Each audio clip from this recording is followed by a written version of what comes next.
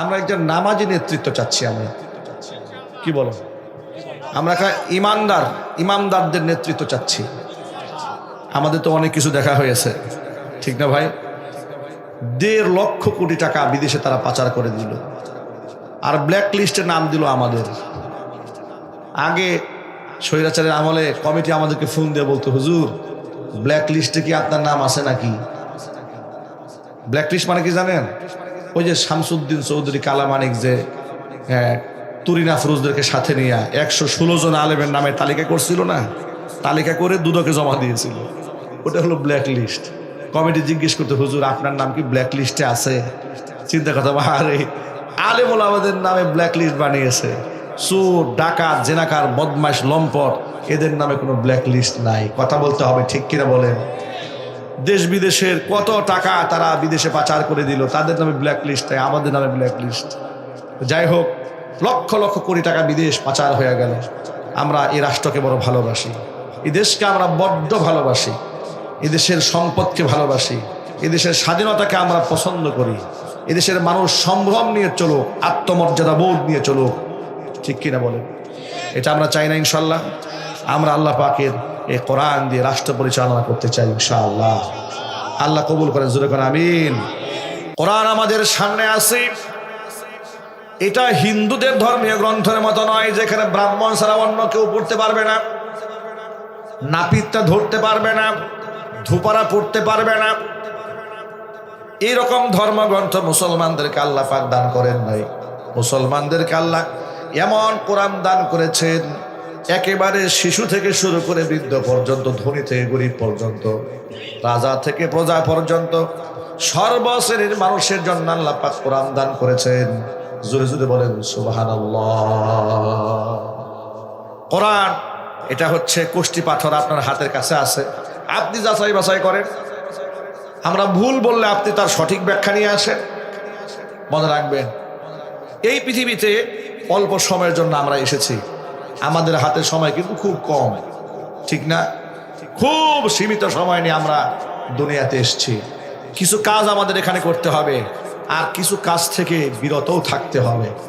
কোরআন মাজিদের মধ্যে আল্লাহ তাআলা কিছু কিছু বিধানের ব্যাপারে উদ্বুদ্ধ করেছেন, যেমন নামাজ, রোজা, হজ, যাকাত আল্লাহ পাক উদ্বুদ্ধ করেছেন।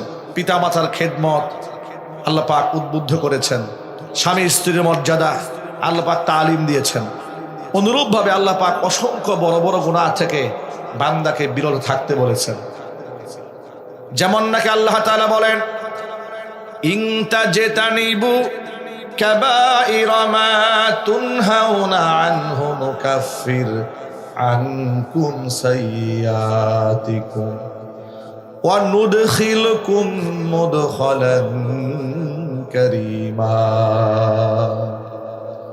বড় বড় গুনাহ থেকে যদি তোমরা বেঁচে থাকতে পারো, ইন তাজতানিবু কাবাইরা মা তুনহাউনা আনহু, যে সমস্ত কবিরা গুনাহ থেকে তোমাদেরকে বিরত থাকতে বলা হয়েছে, ওই সমস্ত কবিরা গুনাহ যদি তোমরা পরিহার করে চলতে পারো, নুকাফির আনকুম সাইয়্যাতিকুম, সগীরা গুনাহ আমলনামার মধ্যে যেগুলো আছে ওগুলা তওবা না করলেও আল্লাহ পাক এমনিতেই মাফ করে দিবে। বান্দা যখন ওযু করে, হাদিস শরীফের মধ্যে এসেছে, হাত দ্বারা যত গুনাহ করেছে ওযুর পানির সাথে আল্লাহ পাক পরিষ্কার করে দেন। মুখমণ্ডলে যখন আপনি পানি দেন, আপনি ভালো করে মনে রাখবেন, চেহারাটা ভালো করে ধৌত করবেন। তাড়াহুড়ার দরকার নাই।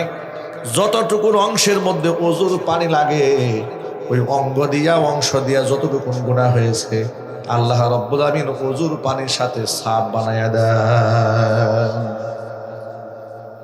পা যখন ধৌত করেন, পা দ্বারা যত গুনাহ হয়েছে সগীরা গুনাহ, ওযুর পানির সাথে আল্লাহ পরিষ্কার বানায়া দেন।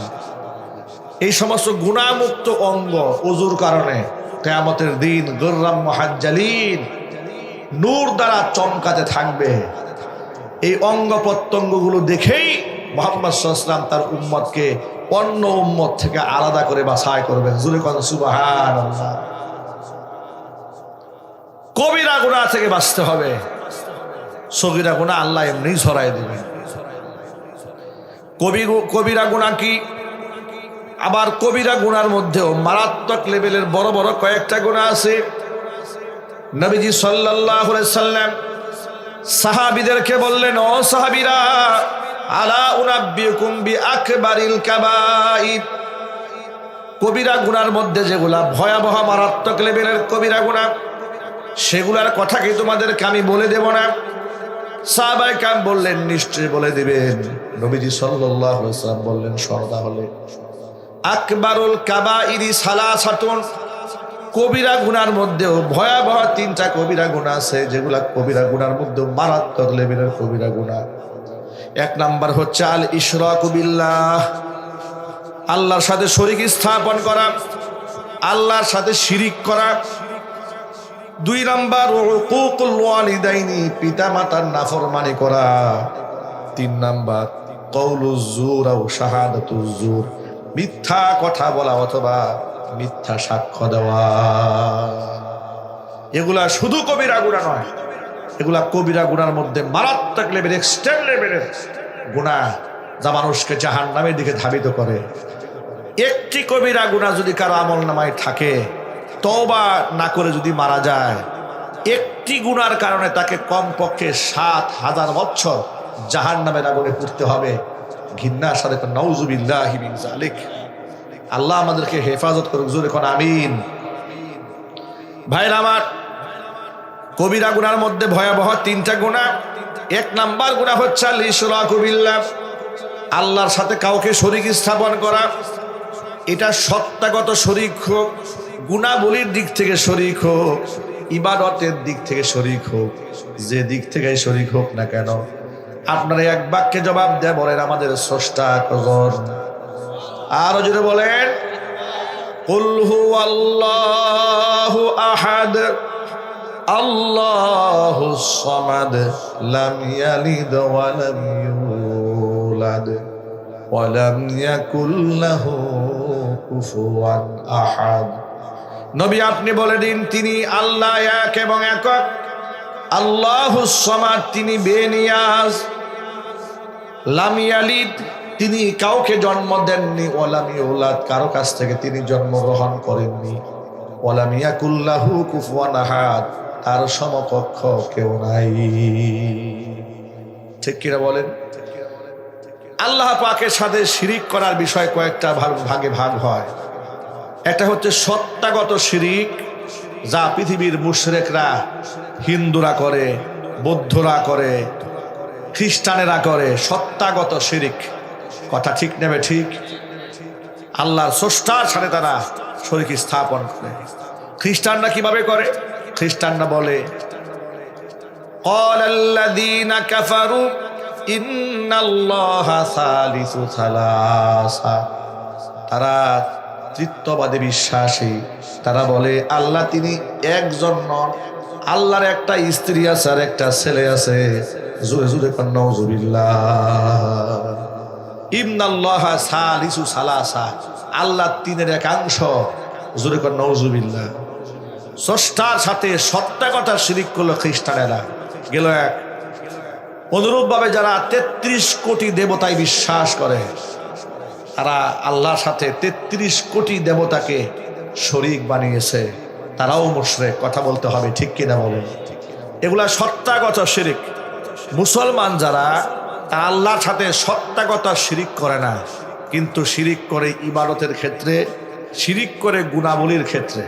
কিরকম? আপনারা এক বাক্যে জবাব দিয়ে বলেন, ফসলে রিজকে বরকত দেওয়ার মালিককে, হায়াতে বারাকা দেওয়ার মালিককে, মানুষকে সন্তান দেওয়ার মালিককে, সুস্থতা দান করার মালিককে, অসুস্থ করে দেওয়ার মালিককে, ভালো মন্দ সব কার পক্ষ থেকে হয়? এই যে বিশ্বাসটা অন্তরে রাখা উচিত। অনেক মুসলমানের মধ্যে এই বিশ্বাসে ভেজাল ঢুকে গেছে। তারা মনে করে যে পীর সাহেবেরও অনেক ক্ষমতা আছে, পীর সাহেব ছেলে দেয়, মেয়ে দেয়, জান্নাত জাহান্নামের টিকিট দেয়। জোরে কোন নাউযুবিল্লাহি মিন যালিক। এই বিশ্বাস আছে বলেই তো লোকেরা গরুটা নিয়ে পীরের বাড়িতে চলে গেছে। কথা বলে না কেন? ওরা গানও বানিয়েছে, পীরের নামে নাও ভাসাইলাম। পীরের নামে নাকি নাও ভাসাইছে। নাউযুবিল্লাহ পড়বেন না? কত প্রকার গাঁজাখড়ি কথা যে আছে, এগুলো শুনলেও মেজাজটা খারাপ হয়ে যায়। আর এগুলা মুরব্বীরা শুনে আর বসে বসে কাঁদে যে কি দারুণ কথা বলছে, আধ্যাত্মিক কথা বলছে। নাউজুবিল্লাহি মিন যালিক। আবার অনেক সময় তাহলে একটা হচ্ছে সত্তাগত শিরিক, যা মানুষের মুশরিক বানিয়ে দেয়। আরেকটা হচ্ছে গুণাবলীর দিক থেকে আল্লাহর সাথে শরীক স্থাপন করা, যা মানুষকে মুশরিক বানায়। আরেকটা হচ্ছে মাবুদ হিসেবে ইবাদত পাওয়ার একমাত্র হক আল্লাহ ছাড়া আর কারো নাই। ঠিক কিনা বলেন? কিন্তু ওই ইবাদতটাও মানুষ অনেক সময় মানুষের জন্য করে। সারা বছর নামাজ পড়ে না, রোজা রাখে না, কিন্তু যখনই ইলেকশন শুরু হয়েছে তখনই মাথায় টুপি দিছে, গায়ে জামা পরছে, মসজিদে গিয়া নামাজি ভান ধরছে। সখীপুরে এরকম নাই? কথা বলে না কেন? এমন সামাজিক নেতা আছে না ভাই, নামাজ কালাম পড়ে না, কিন্তু নির্বাচন আসলে তার সাথে নামাজি আর কেউ নাই। প্রয়োজন জোহরের নামাজ 32 টাকাত পড়বে। ঠিক কিনা? এক নেতা নাকি মসজিদে ঢুকছে নামাজে, এদিকে পাশেই মঞ্চ, তো সেখানে মাইকে বারবার নাম ঘোষণা হচ্ছে। উনি মাগরিবের নামাজ মোটামুটি 12 রাকাত পড়ে ফেলছে, বারবার নাম ঘোষণা হচ্ছে, উনি আসে না। সব লোকের অপেক্ষা আছে, কি ব্যাপার, লিডারের হইলটা কি, এত নামাজ পড়তেছে, মাগরিবের 3 রাকাত নামাজই শেষ হচ্ছে না। অনেক কষ্টের পরে উনি আসছেন। আসার পরে মঞ্চ কাজ সব শেষ করলেন। এদিকে বারবার ঘোষণা হচ্ছে, আমাদের লিডার নামাজে আছেন, আপনারা একটু সবর করেন। নামাজ শেষ করে, বক্তব্য শেষ করে নেমে যাচ্ছে। ড্রাইভার সাহেব বলতেছে, স্যার সারা বছর তো আপনি নামাজ পড়েন না, আজকে হঠাৎ করে মাগরিবে যে ঢুকলেন, কয় রাকাত পড়ছেন, কয় ওয়াক্ত নামাজ কাজা করলেন? কয় না না, আমি তো এক শুধু মাগরিবে নামাজই পড়ছি। তো মাগরিবের নামাজ কয় রাকাত পড়ছেন? 12 রাকাত পড়ছি। স্যার মাগরিবের নামাজ 3 রাকাত আপনি জানেন না? কয় জানি। তো আপনি যে 12 রাকাত পড়লেন? কয় বেটা, এটা যদি তুই বুঝতি তাহলে তো তুই আমার জায়গায় থাকতি। তুই বুঝস তো, দেখে যে তুই ড্রাইভার, আমি বুঝি বলি তো আমি লিডার। স্যার রহস্য একটু বুঝাই বলেন। দেখোস না বেটা, বারবার মাইকে অ্যানাউন্স হচ্ছে আমাদের লিডার আসতেছে, লিডার নামাজ পড়তেছে। আমি যদি তোর বুদ্ধি নিয়ে চলতাম তাহলে এক ঘোষণা আসতো, লিডার নামাজ পড়তেছে, কয়জন আর শুনছে? পরে যারা আসছে এরা তো শুনে নাই। আমি যে লম্বা সময় কাটাইছি, সব মানুষ বুঝছে আমি খুব নামাজি। ভোট আমার দিব নাকি তোর বাপেরই দিব রে? নির্বাচন আগে গোষ্ঠী সহ সব শাহজালাল ইয়ামানি রাহমাতুল্লাহি আলী মাজারের উদ্দেশ্যে 300 গাড়ি নিয়ে ছুটছে মাজার জিয়ারতে। এগুলো বাংলাদেশে হয় না? একটু জোরে বলতে হবে, হয় না? এবার এই ক্ষেত্রে রাসূলের হাদিস শোনায় আপনাদেরকে। আল্লাহর হাবিব বলেন, মান তাসাদ্দাকা ইউরাইন নাস ফাকাদ আশরাকা। মানুষকে দেখাবার জন্য যদি কেউ দান করে, সেই ব্যক্তি আল্লাহর সাথে শরীক স্থাপন করে। ওমান সাল্লা ইউরাইন নাস ফাকাদ আশরাকা।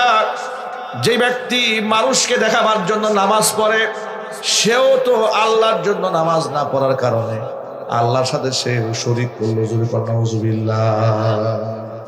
জাহান্নামে শুধু বেনামাজিরাই যাবে তা নয়, ফাওয়াইলুল লিল মুসাল্লিন আল্লাযীনা হুম আন সালাতিহিম সাহুন আল্লাযীনা হুম ইউরাউন। ওই সমস্ত নামাজীদের জন্য জাহান্নাম, যে সমস্ত নামাজীরা নামাজ সম্পর্কে গাফেল এবং উদাসীন। নামাজ যদি পড়ে তো আল্লাহর জন্য পড়ে না, পাবলিককে দেখাবার জন্য নামাজ পড়ে। জোরে বলতে হবে ঠিক কিনা? গত 15 নির্বাচনে দেখেছি, গুলশান ধানমন্ডি এলাকা থেকে এক সিনেমার নায়ক, উনি এমপি পদপ্রার্থী হলেন। মাথার মধ্যে টুপি দিয়া একেবারে তাকওয়া মসজিদের ভিতরে গিয়ে ঢুকলেন। মসজিদের একটা মেহরাবের মধ্যে ঢুকে মিম্বারের সামনে দাঁড়ায় কিছু বয়ান দিলেন। আমি হতবাক হয়ে গেলাম। এরা তো কোনোদিন মুসল্লিরা তো দেখেই নাই, জিন শয়তানও মসজিদে ঢুকতে দেখে নাই। কথা ঠিক কিনা জোরে বলেন? কিন্তু মাথার মধ্যে টুপি দিয়ে ঠিকই ধোঁকাবাজি করেছে, মানুষের সাথে প্রতারণা করেছে। সারা জীবন আলেমদেরকে তারা ধর্ম ব্যবসায়ী বলে গালি দিয়েছে। এখনো পর্যন্ত বাংলাদেশের কিছু লোক আলেমদেরকে ধর্ম ব্যবসায়ী বলে গালি দেয়। আল্লাহর কসম, যে আলেম ধর্মের জন্য জেল খাটে, জরিমানা দেয়, ফাঁসির মঞ্চে ওঠে, এলাকা ছাড়ে, বাড়িঘর ছাড়ে, দেশ ছাড়ে, তারা ধর্ম ব্যবসায়ী নয়। কথা ঠিক কিনা যদি বলেন? তারা ধার্মিক। তারা কি? তারা ধার্মিক। ধর্ম ব্যবসায়ী তো তারা যারা ধর্মকে শুধুমাত্র ভোটের জন্য ব্যবহার করে, তারা হচ্ছে ধর্ম ব্যবসায়ী। কথা ঠিক নেবে ঠিক? সুতরাং যারা এই কাজগুলা করে এরাও মুশরিক। যারা এইরকম মানুষকে দেখাবার জন্য নামাজ পড়ে এরাও মুশরিক, মানুষকে দেখাবার জন্য দান করে এরাও মুশরিক। গাজীপুর কালীগঞ্জ উপজেলাতে এক মাহফিলে প্রধান বক্তার বক্তৃতা শেষ করে আমি দোয়া করে দিয়েছি। কর্তৃপক্ষ স্টেজে দাঁড়ায়া বলে, হুজুর কাজটা তো ভুল হয়ে গেল। কি ভুল হয়েছে? যে দোয়া করার আগে আমাদের একটা ঘোষণাপত্র ছিল। আমি বললাম, কি ঘোষণাপত্র? ঘোষণাপত্র হচ্ছে এই মাহফিলে কে কয় টাকা দিয়েছে মাইকের নাম বলতে হয়। যদি 100 টাকাও কেউ দিয়ে থাকে এটার নাম মাইকে শুনতে হবে, বলতে হবে। আমি বললাম যদি না বলা হয় তো কি হবে? তিনি বললেন, হুজুর যদি মাইকের নামটা না বলা হয় আগামীকাল আমাদের কাছ থেকে সেই টাকা ওরা ফেরত পাবে। নাউজুবিল্লাহ বলবেন না। দাতার অবস্থা বুঝতে পেরেছেন? 100 টাকাও যদি সে মাহফিলে দিয়ে থাকে তার নাম মাইকে শুনতে হবে। যদি মাইকে নাম না বলা হয় টাকা ফেরত নেবে। এদের দান কি আল্লাহর জন্য দান হয়েছে? না, এরা আল্লাহর জন্য দান করে নাই। এরা মারহাবা শোনার জন্য দান করেছে। ওদের দান এই প্যান্ডেল পর্যন্ত শেষ। এটা না তার দুনিয়ার কোনো প্যান্ডেল বাহিরে কোনো ফায়দা আছে, না এই দান তার কবরে কোনো সওয়াব দিবে, না এই দান পরকালে কোনো ফায়দা হবে। কথা ঠিক কিনা যদি বলেন? এগুলাও শিরক। এগুলা কি? শিরক। ইবাদত একমাত্র আল্লাহর হক। সুতরাং আমরা নামাজ পড়বো কার জন্য? একটু জোরে বলেন। রোজা রাখবো কার জন্য? হজ করবো কার জন্য? যাকাত দেব কার জন্য? একমাত্র আল্লাহর খুশির জন্য যদি কাজ করি তাহলেই ফায়দা হবে। ইখলাসের সাথে যদি বান্দা ছোট কাজও করে, বড় কাজ না। আখলিস দীনাকা, আমি বলি নাই, মুহাম্মদ সাল্লাল্লাহু আলাইহি ওয়াসাল্লাম বলেছেন। হুজুর বলেন, আখলিস দীনাকা ইয়াকফিকাল আমালুল কালিল। তোমার দিনকে, তোমার নিয়তকে তুমি খালেস বানায় নাও। আখলিস দীনাকা আয় আখলিস নিয়াতাকা, নিয়তকে খালেস বানাও আল্লাহর জন্য। ইয়াকফিকাল আমালুল কালিল, অল্প আমল নাজাতের জন্য যথেষ্ট হয়ে যাবে। একমাত্র আল্লাহর খুশির জন্য বান্দা যদি কোনো কাজ করে তাহলে সেই কাজ শুধু কবরে শান্তি দেবে, পরকালে মুক্তি দিবে, শুধু তাই নয়, আপনারা শুনে খুশি হয়ে যাবেন দুনিয়ার বিপদ থেকেও আল্লাহ পাক তারে বাঁচাই দেবে। ওমরে ফারুক রাদিয়াল্লাহু তাআলা আনহু থেকে বর্ণিত একটা হাদিস আত-তারগীব ওয়াত-তারহিব কিতাবের মধ্যে এসেছে। ইখলাস অধ্যায়ের প্রথম হাদিস। হযরত ওমর বলেন, বাইনামা কুন্না নাহনু ইনদা রাসূলিল্লাহি সাল্লাল্লাহু আলাইহি ওয়াসাল্লাম, একদিন আমরা নবী করিম সাল্লাল্লাহু আলাইহি ওয়াসাল্লামকে পরিবেষ্টিত অবস্থায় বসেছিলাম। এমন সময় নবীজি সাল্লাল্লাহু আলাইহি ওয়াসাল্লাম আমাদেরকে একটা কাহিনী শোনালেন। হুজুর বললেন, সালাসাতু নাফারিম মিম্মান কানা ক্বাবলাকুম হাত্তা আওয়াহুমুল মাবিতু ইলা গার। ও সাহাবীরা, তোমরা এই পৃথিবীতে আগমন করার পূর্বে বনী ইসরাইল সম্প্রদায়ের 3 জন ব্যক্তি ঘর থেকে তারা বের হয়ে দূরে কোথাও সফরের উদ্দেশ্যে রওনা হয়েছিল। সারা দিন তারা পথ চলেছে। চলতে চলতে যখন ক্লান্ত হয়ে গেল, সন্ধ্যা যখন ঘনা এলো, মনে মনে ভাবলো রাতটা যদি কোথাও কাটিয়ে দিতে পারতাম। কিন্তু রাতটা কোথায় কাটাবে? বর্তমান পৃথিবী উন্নত হয়েছে। শহরে, উপজেলায় কিংবা শহরতলিতে থাকার জন্য আবাসিক হোটেল পাওয়া যায়, কিন্তু হাজার হাজার বছর আগের কথা, তখন তো আর আবাসন ব্যবস্থা ছিল না। পাহাড়িয়া গিরিপথ বেয়ে বেয়ে তারা চলেছে মরুপ্রান্তর। মনে মনে ভাবলো বিরাট পাহাড় দেখা যায়, পাহাড়ের গুহার মধ্যে যদি ঢুকি রাতটা কোনো মতে কাটাই দেই, সকালবেলা বের হয়ে যাব। 3 জন ব্যক্তি পাহাড়ের গুহার মধ্যে ঢুকেছে, আশ্রয় নিয়েছে। হাত্তা আওয়াহুমুল মাবিতু ইলা গারিন, গুহার মধ্যে ঢোকার পরে রাতের বেলায় পাহাড়ের উপর থেকে বিরাট বড় পাথরের একটা খণ্ড, সেটা ঝড়ের কারণে হোক বা যে কোনো কারণে উপর থেকে ছিটকে পড়ে গড়াতে গড়াতে গড়াতে গড়াতে সে যে গুহার মধ্যে তারা ঢুকেছে গুহার মুখের মধ্যে সামনে এসে আটকায়া যায়। গুহার মুখে এসে যখন বিরাট পাথর এসে আটকায় গেছে, আর পাথরের এই টুকরা, এটা ছোটখাটো টুকরা না, ধাক্কা দিয়ে সরায় বের হয়ে যাবে। আপনারা যারা অনলাইন সোশ্যাল মিডিয়া ব্যবহার করেন তারা মোটামুটি জানেন যে পাথরের পাহাড়গুলা কেটে যে মার্বেলগুলাকে আলাদা করা হচ্ছে, সেটা ক্রেন দিয়ে সরানো হচ্ছে, ঠিক না? এত ওজনদার পাথরের টুকরাগুলা ক্রেন দিয়ে সরানো হচ্ছে। তো তিনজন ব্যক্তি গুহায় বন্দী হয়ে গেল, তারা পেরেশান হয়ে গেলেন, কিন্তু হতাশ হন নাই। তারা জানেন আমরা এমন জায়গায় আটকা পড়েছি, এই জায়গায় যদি আমরা মরে গলে পচে হাড্ডি সার হয়ে যায় পৃথিবীর কেউ জানবে না, কিন্তু আমাদের একজন রব আছেন, তিনি যদি চান আমাদেরকে এই বিপদে সাহায্য করতে পারেন। তিনি কে? সবাই একটু জোর আওয়াজে বলেন। পিছনের ভাইরা কি কথা শোনা যাচ্ছে? একবারে পেছনে শোনা যাচ্ছে? শোনা যায়? আচ্ছা, আলহামদুলিল্লাহ। তো তিনজন আটকা পড়েছে, তারা পেরেশান হয়েছেন কিন্তু হতাশ হন নাই। তারা তিনজনে বসলেন যে কি করা যায়, বাঁচার উপায় কি। তিনজনে বললো এক কাজ করি, আমরা তো আমাদের জীবনে আল্লাহর জন্য কত কাজ করেছি, কত কথা বলেছি, কত ইবাদত আল্লাহর জন্য করেছি। আজকে আমরা আমাদের জীবনের সবচাইতে পিওর ইবাদত যেটা মনে হয় আমাদের কাছে, যেটা একমাত্র আল্লাহর খুশির জন্য আমরা করেছি, সেই ইবাদতের বিনিময়ে আল্লাহর কাছে আজকে মাপ চাইব। আমরা আশা করি নিশ্চয় আমাদের আল্লাহ আমাদের থেকে মুখ ফিরাই নেবেন না, আমাদেরকে অবশ্যই এই বিপদ থেকে উদ্ধার করে দেবেন। তারা বললেন ঠিক আছে, তাহলে সিদ্ধান্ত এটাই, সবাই সবার জীবনের ভালো একটা আমল আল্লাহর সামনে উত্থাপন করে আমরা আল্লাহর কাছে আজকে পানাহা চাবো। একটু সুবহানাল্লাহ বলতে হবে। আমরা এখানে যারা আছি আমাদেরও এমন কিছু আমল থাকা উচিত, এমন কিছু আমল থাকা উচিত যাতে করে বিপদে পড়লে আমরা যেন মন থেকে বলতে পারি আল্লাহ এই কাজটা একমাত্র তোমার জন্য করছি। এরকম একটা সাহস থাকা উচিত আমাদের, যে আল্লাহ এখানে কেউ ছিল না, একমাত্র তোমার জন্য করেছি। ঠিক কিনা বলেন? প্রথম ব্যক্তি আল্লাহর কাছে হাত তুললেন, রব্বুল আলামিন, আমার ঘরে বৃদ্ধা মা আছে, বৃদ্ধ বাবা আছে, আমি আমার বৃদ্ধ বাবার বৃদ্ধা মাকে এতটাই প্রাধান্য দেই আমার জীবনে, আমার মায়ের মুখে বাবার মুখে খাবার দেওয়ার আগ পর্যন্ত কোনোদিন নিজেও খাবার খাই না, সন্তানদের মুখেও খাবার তুলে দেই না। আল্লাহু আকবার বলেন। আচ্ছা, মা বাবার প্রতি এতটা শ্রদ্ধাশীল সন্তান কি সমাজে অ্যাভেলেবল পাওয়া যায়? না, পাওয়া যায় না।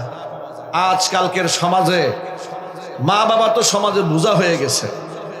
সন্তানরা দোয়া করে বুড়া কবে মরবে, বুড়ি কবে মরবে, নাউজুবিল্লাহ। আমি আমার প্রিয় ভাইদেরকে বলছি, ভাইরা বোনেরা, মা এবং বাবা এটা জান্নাতে যাওয়ার সিঁড়ি। আল্লাহর কসম, কোনো আলিম জান্নাতে যাওয়ার সিঁড়ি নয়, কোনো পীর সাহেব জান্নাতে যাওয়ার সিঁড়ি নয়, বাবা মা জান্নাতে যাওয়ার সিঁড়ি। এটা ভেঙে ফেলবেন না, এটা নষ্ট করবেন না, এটাকে শেষ করে দেবেন না। একটু মনোযোগ সহকারে শোনেন। তিনি বলছেন, রব্বুল আলামিন, আমি আমার মা বাবাকে এতটাই উপরে স্থান দিয়েছি তোমার পরে, আমি যতক্ষণ পর্যন্ত মায়ের মুখে খাবার না তুলে দেই, বাবার মুখে খাবার না তুলে দেই, নিজেও খানা খাই না, সন্তানদেরকেও খাবার দিই না। এভাবেই চলতেছিল আমার দৈনন্দিন রুটিন। একদিন বাড়ি ফিরতে আমার দেরি হয়ে গেল। বাড়ি ফিরে গিয়ে দেখি আমার বৃদ্ধা মা, আমার বৃদ্ধ বাবা ঘুমায় পড়েছে, ক্ষুধার যন্ত্রণায় কষ্ট পেয়েছে, খানা না খেয়ে তারা ঘুমায় গেল। বাড়িতে পৌঁছে গিয়া দেখি আমার সন্তানেরা তখনও জেগে আছে, সন্তানেরা ক্ষুধার যন্ত্রণায় ছটফট ছটফট করছে।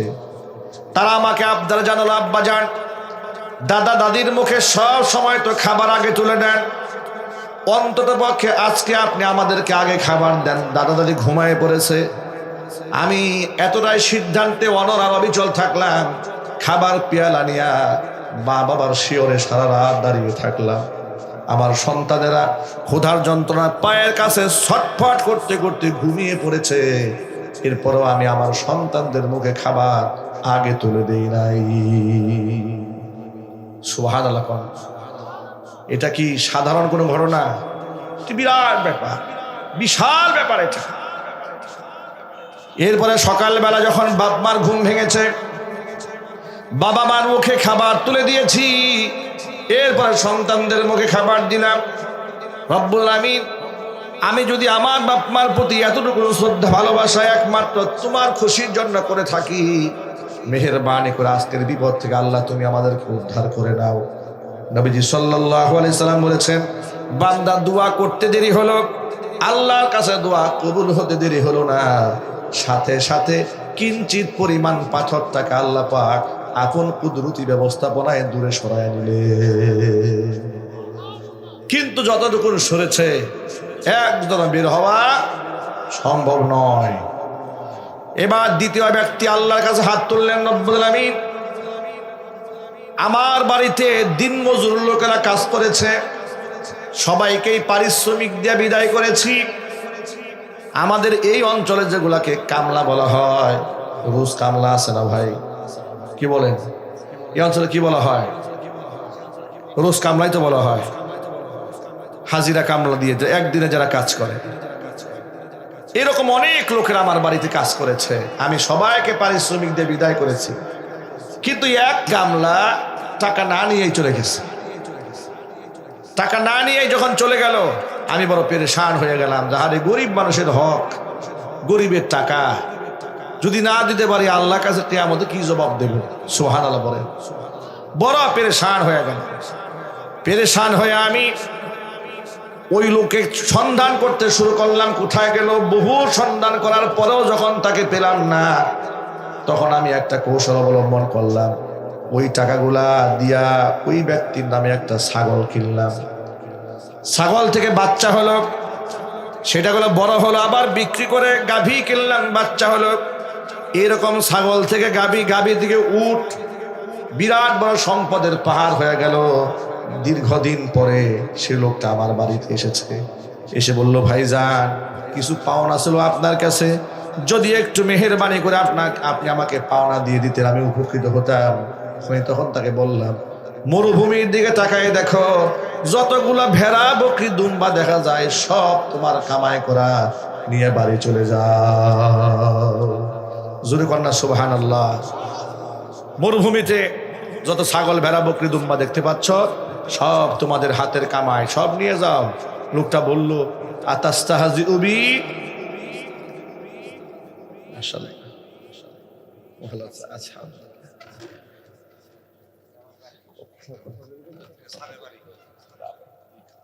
আচ্ছা ঠিক আছে, আমি শেষ করি, একটু 5 মিনিট দিচ্ছি। তখন তিনি বললেন, লোকটি আমাকে বলছে, আতাস্তাহজিউ বি? আপনি কি আমার সাথে মজাক করছেন, দুষ্টুমি করছেন? আমি পাবো আপনার কাছে সামান্য কিছু পারিশ্রমিক, আর আপনি আমাকে এতগুলো উট দেখাই দিচ্ছেন, ছাগল দেখাই দিচ্ছেন, ভেড়া, বকরি, দুম্বা দেখাই দিচ্ছেন। তিনি বলেন, হ্যাঁ, এগুলো তোমারই, তোমার টাকা দিয়ে তোমার নামে তিল তিল করে আমি গড়েছি, এগুলোর মালিক আমি নই, মালিক তুমি, নিয়ে যাও। তখন ওই লোকটা সব কিছু নিয়ে চলে গেল। হে আল্লাহ, এই কাজটা আমি কার জন্য করেছি? একমাত্র তোমার সন্তুষ্টি কল্পে যদি কাজটা আমি করে থাকি, আজকের বিপদ থেকে আল্লাহ তুমি আমাদেরকে উদ্ধার করে নাও। হাদিস শরীফ এসেছে, হুজুর বলেন, লোকটি দোয়া করতে দেরি হয়েছে, কবুল হতে দেরি হলো না। সাথে সাথে কিঞ্চিত পরিমাণ বিরাট আকৃতির পাথরটাকে আল্লাহ পাক গুহার মুখ থেকে সামান্য পরিমাণ সরায় নিলেন। কিন্তু এখন এতটুকুর মধ্যে আলো বাতাস ঢুকতে শুরু করেছে, কিন্তু যতটুকু সরেছে একজনও বের হওয়া সম্ভব নয়। বাকি আছে কয়জন? আরো একজন বাকি আছে, সেটা আমি একটু পরেই বলছি। আজকের যিনি এই প্রোগ্রামের সম্মানিত মেহমান, কি নাম? আচ্ছা বলে দেন, কথা বলার পরে আমি কথা বলছি ইনশাআল্লাহ। আসসালামু আলাইকুম। আমার হুজুরের আলামিন দিয়ে আমি একটু বিরক্ত করছি সবাইকে। মেহরবানি করে বলবেন, আমাদের সঙ্গে তো মেহমান এসেছেন, আমাদের আলহামদুলিল্লাহ। আল্লাহুম্মা সাল্লি আলা মুহাম্মাদ ওয়া আলা আলি মুহাম্মাদ কামা সাল্লাইতা আলা ইব্রাহিম وعلى آل إبراهيم إنك حميد مجيد اللهم بارك على محمد وعلى آل محمد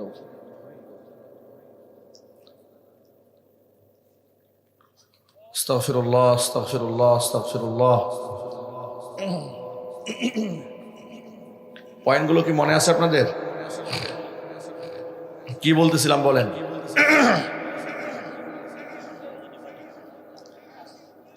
গুহায় কতজন আটকা পড়েছিলেন? 3 জন। দোয়া করলেন কয়জন? 2 জন। প্রথম জন কি দোয়া করলেন?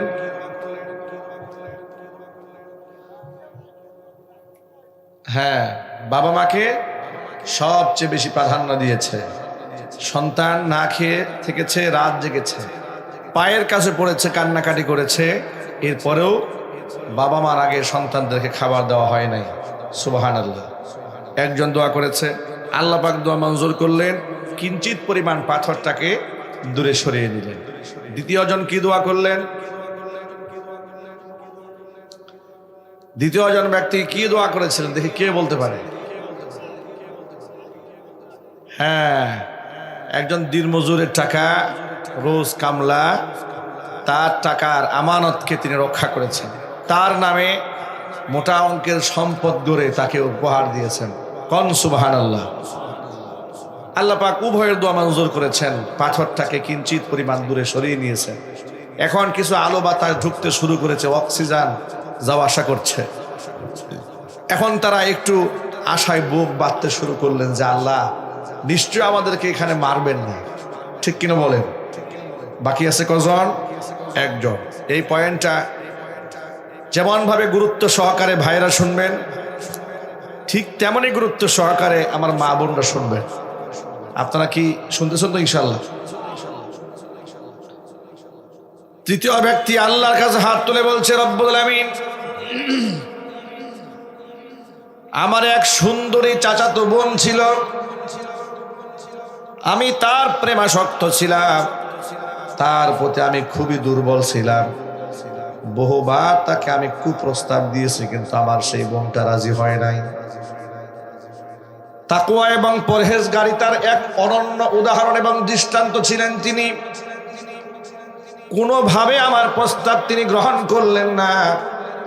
এরপর ইতোমধ্যে কিছুদিন পর যেতে না যেতেই এলাকার মধ্যে দুর্ভিক্ষ দেখা দিল। মানুষের মধ্যে হাহাকার সৃষ্টি হয়ে গেল।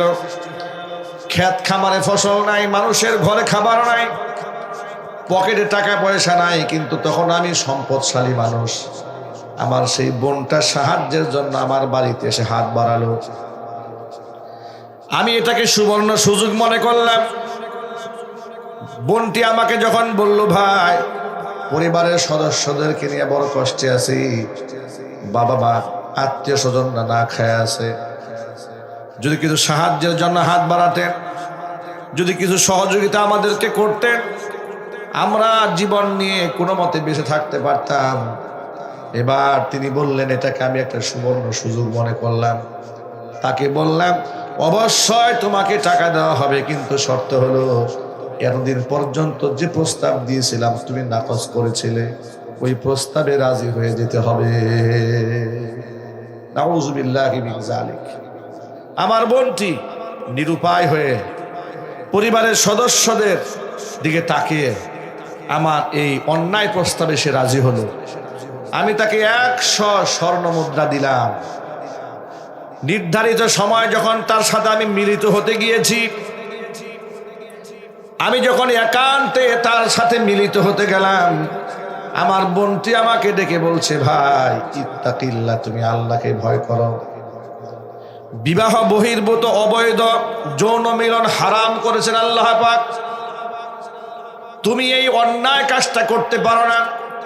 আল্লাহকে ভয় করো, জাহান্নামের আগুনকে ভয় করো। রব্বুল আলামিন আমার বোনটি যখনই আমাকে তোমার ভয় দেখিয়ে দিল, জাহান্নামের আগুনের ভয় দেখিয়ে দিয়েছে, একটা সেকেন্ডও বিলম্ব করলাম না। সামান্যতম জবরদস্তি তার সাথে আমি করিনি। আমি লজ্জায় তোমার ভয়ে তার রুম থেকে আমি বের হয়ে এসেছি। পৃথিবীর কেউ জানে না এই গোপন কথা, আল্লাহ তুমি জানো। আমার মনের খবর আল্লাহ তোমার কাছে জানা আছে। কি বলেন, আল্লাহ জানেন না? হুজুর আওয়াজে বলেন। তিনি বলেন রব্বুল আলামিন, একমাত্র তোমার ভয়ে যদি আমি সেই দিন এই অন্যায় থেকে পিছপা হয়ে আসতে পারি, ফিরে আসতে পারি, আর একমাত্র তোমার সন্তুষ্টির জন্য যদি আমি অন্যায় থেকে সেদিন বিরত থেকে থাকি, আমি ওই মহিলার কাছ থেকে একটি টাকাও আমি ফেরত নেই নাই। আল্লাহ, তোমার কাছে আমি আজকে পানাহার যাচ্ছি, যদি আমার ওই দিনের আমলটা কবুল হয়ে থাকে, মেহেরবানি করে আজকের বিপদ থেকে আল্লাহ তুমি আমাদেরকে উদ্ধার করে নাও। আল্লাহর নবী বলেন, তৃতীয় ব্যক্তি আল্লাহর কাছে দোয়া করতে দেরি হয়েছে, আল্লাহ পাক দোয়া কবুল করতে দেরি করেন নাই, সাথে সাথে দোয়া মঞ্জুর হয়ে গেল। বিরাট আকৃতির পাথরখানা আল্লাহ পাক আপন কুদরতে গুহার মুখ থেকে সরাই নিয়ে তিনজন ব্যক্তির জন্য মুক্তির রাস্তা বের করে দিলেন। কোরআন মাজিদ আল্লাহ পাক বলেন, মাইয়াত্তাকিল্লাহা ইয়াজআল লাহু মাখরাজা ওয়া ইয়ারযুকুহু মিন হাইসু লা ইয়াহতাসিব। যে ব্যক্তি আল্লাহকে ভয় করে, আল্লাহ পাক ওই ব্যক্তির জন্য মুক্তির রাস্তা করে দেন। জোরে কোন সুবহানাল্লাহ। আর যে ব্যক্তি আল্লাহর উপর তাওয়াক্কুল করে, মাইয়া তাওয়াক্কাল আলাল্লাহ ফাহুয়া হাসবু, আল্লাহ পাক ওই ব্যক্তির জন্য যথেষ্ট হয়ে যায়। এই যে জিনা ব্যভিচারের সমাজে, পরকীয়ার সমাজে, অবৈধ প্রেম ভালোবাসার সমাজে আমার ভাইদের জন্য, মা বোনদের জন্য বিরাট শিক্ষা আছে এখানে, ঠিক না ভাই? সমাজে যে হারে পরকীয়া বেড়েছে, প্রেম ভালোবাসার নামে অবৈধ জিনা ব্যভিচার যেভাবে বেড়েছে, আজকে অধিকাংশ যুবকদের চরিত্র নাই, অধিকাংশ মেয়েদের চরিত্র নাই, পুরা চরিত্রহীনদের একটা সমাজ দাঁড়িয়েছে। জোরে কোন নাউজুবিল্লাহ। বেপর্দা মহিলারা রাস্তাঘাটে কম্পিটিশন করছে, বেপর্দার কম্পিটিশন। অনলাইন সোশ্যাল মিডিয়ার জামানা হওয়ার কারণে নিজের সৌন্দর্যতা বিক্রি করে পয়সা ইনকামের ধান্দা করা হচ্ছে। কথা বলেন ঠিক কিনা, যদি বলেন। এমন ভাবে প্ল্যাটফর্ম তৈরি করা হচ্ছে, নিজের রূপ লাবণ্য মানুষকে দেখিয়ে প্রদর্শন করে টাকা ইনকাম করে গর্বের সাথে প্রচার করে বেড়াচ্ছে। এটা আমাদের অনেক পরিশ্রমের কামাই। জোরে জোরে কোন নাউজুবিল্লাহ।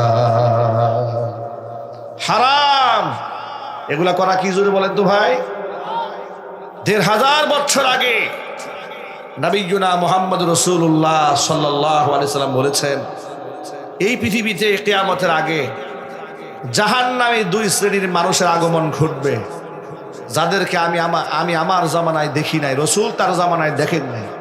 হুজুর বলেছেন, সিনফানি মিন আহলিন নার লাম আরাহুমা, যাদেরকে আমি দেখি নাই, এরা জাহান্নামে যাবে। একটা শ্রেণী পুরুষ, আরেকটা শ্রেণী হচ্ছে নারী। যে শ্রেণীটা পুরুষ হবে তাদের আলামত কি শোনা? হুজুর বলছেন, রিজালুম বিআইদিহিম সিয়াতুন কাআযনাবিল বাকরি, এমন কিছু পুরুষরা দুনিয়াতে আসবে, এদের হাতের মধ্যে গরুর লেজের মতো লাঠি থাকবে। ইয়াদরিবুনা বিহান নাস, এরা অন্যায় ভাবে মানুষদেরকে পিটাবে, মারবে।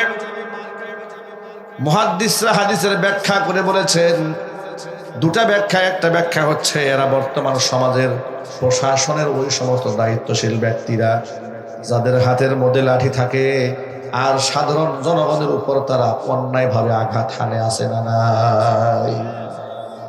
প্রশাসনের কিছু লোক আছে, মানুষের সাথে পাশবিক নির্যাতন করেছে, অমানসিক নির্যাতন করেছে, অমানবিক আচরণ করেছে।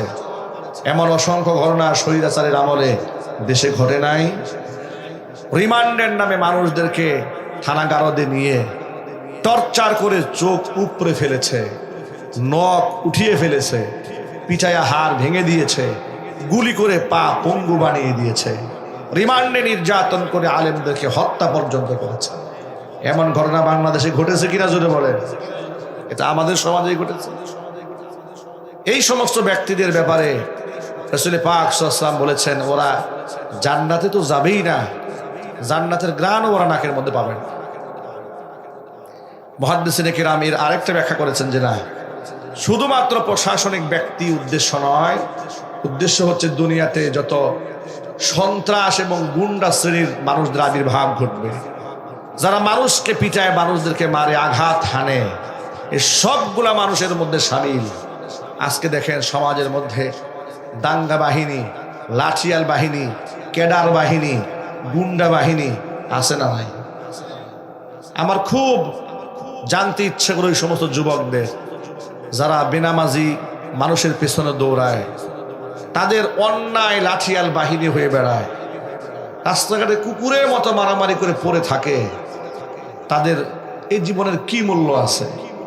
না দুনিয়ার কিছু পেল, না তারা আখিরাতের কিছু পাবে। কথা বলেন ভাই, ঠিক কিনা বলেন? মরতেই যদি হয়, জীবন যদি জিতে দিতে মনে চায়, তো আল্লাহ রাস্তায় দেন।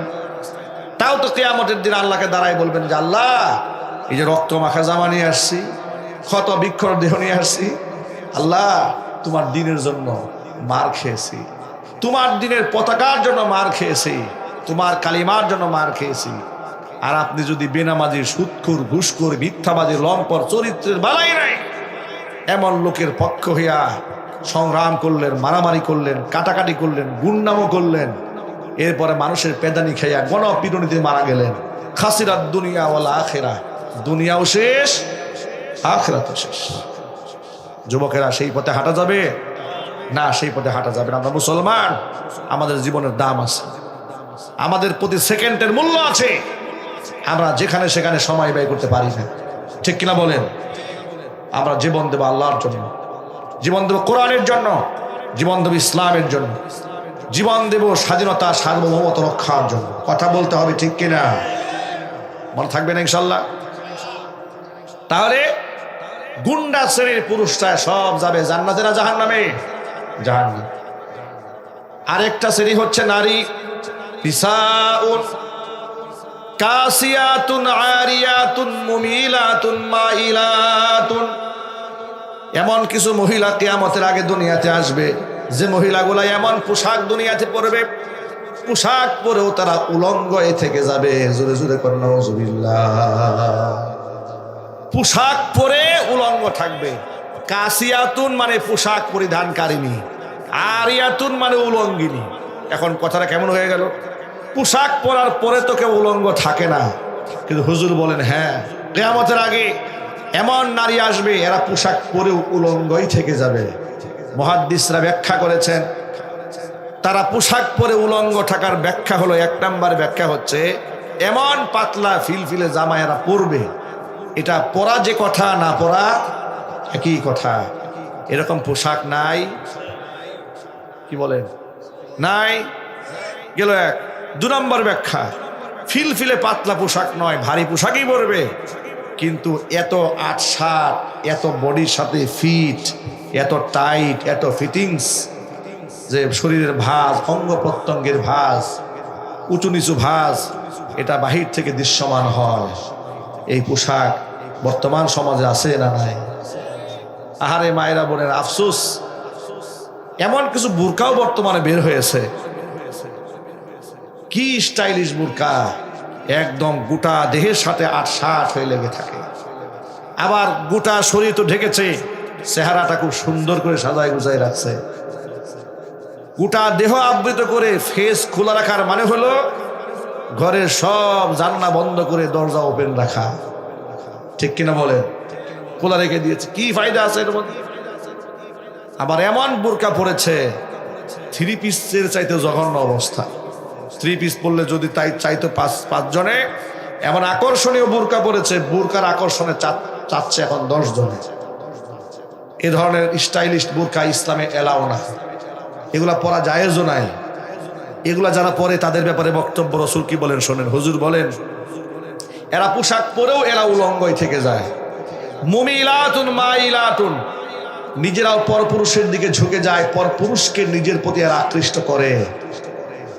এদের মাথার হেয়ার স্টাইল হচ্ছে রুউসুহুন্না কাআসনিমাতিল বুখতিল মাইলা, উটের কুজের মতো উঁচা থাকে মাথার চুল। এরা খোপা বাঁধে মাথার তালুতে, কৃত্রিমভাবে পাম্পিং করে চুলটা ফুলায় রাখে পার্লারে গিয়া পরপুরুষকে দেখাবার জন্য। বাস্তবতা আসে না নাই? এগুলা যারা করে, হুজুর বলেন লা ইয়াদখুলনাল জান্নাহ ওয়ালা ইয়াজিদনা রিহাহা, ওরা জান্নাতে ঢুকবে না, জান্নাতের গ্রাণও নাকের মধ্যে ওরা পাবে না। বাইকের আওয়াজ বাহিরে যাচ্ছে, মায়েরা বোনেরা, আল্লাহ পাকের কতটা মাহবুব আর পেয়ারা বান্দি হলে চরম বিপদ এবং মুসিবতের সময়ের মধ্যেও তিনি তার ঈমান নষ্ট করেন নাই।